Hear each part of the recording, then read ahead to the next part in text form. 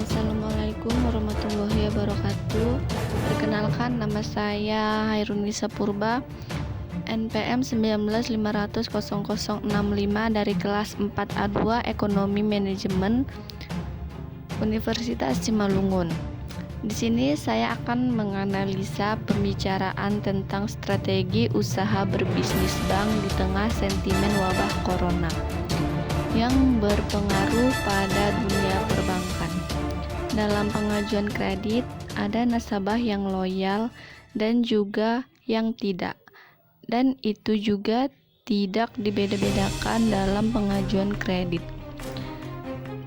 Dan dampak dari virus corona ini yang awal mulanya berasal dari Wuhan atau biasa kita sebut negara tirai bambu sangat berpengaruh juga import dari Cina.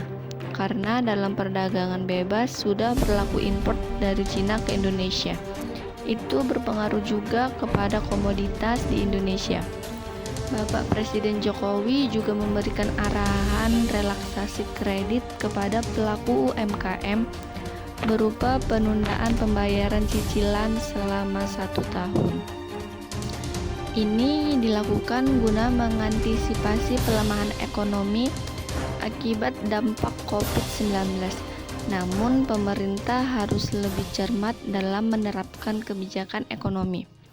Sebab arahan yang tidak tepat sasaran bisa memicu debitur nakal untuk memanfaatkan relaksasi kredit tersebut sehingga memberikan dampak buruk ke perbankan dan perekonomian nasional.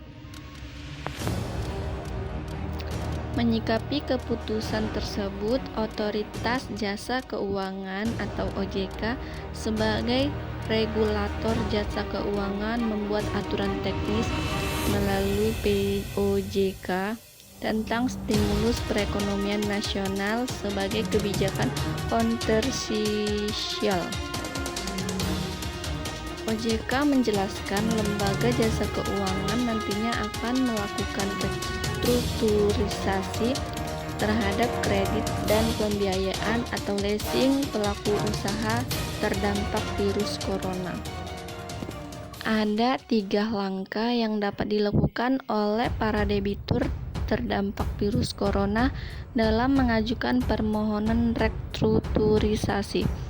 Pertama, debitur wajib mengajukan permohonan restrukturisasi dengan melengkapi data yang diminta oleh bank atau perusahaan pembiayaan.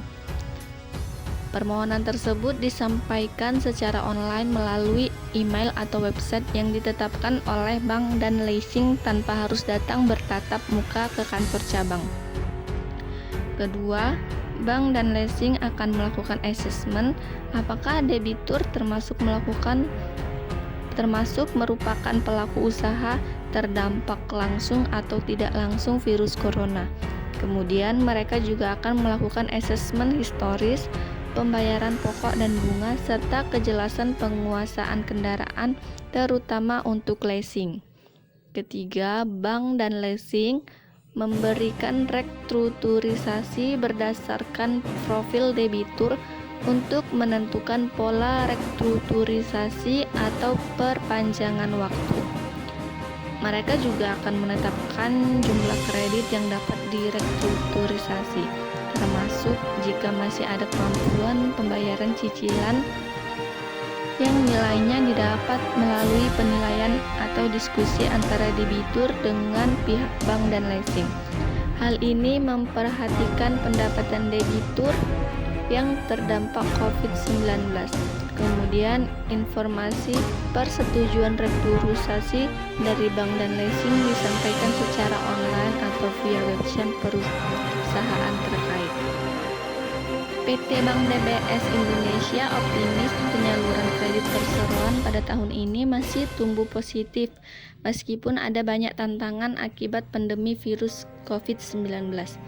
Corporate Banking Director PT Bank DBS Indonesia Kurnadili mengatakan perseroan sangat mengandalkan segmen korporasi dan masih tetap optimis bahwa penyaluran kredit bank dapat tumbuh positif hingga akhir tahun ini sekitar 3% hingga 4% sesuai dengan harapan otoritas jasa keuangan.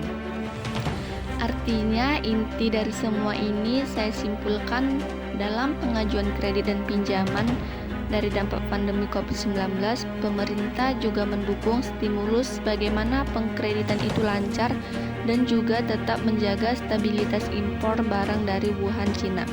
Karena bank adalah pelaku utama dalam pengajuan kredit, pinjam usaha modal, dan sebagainya.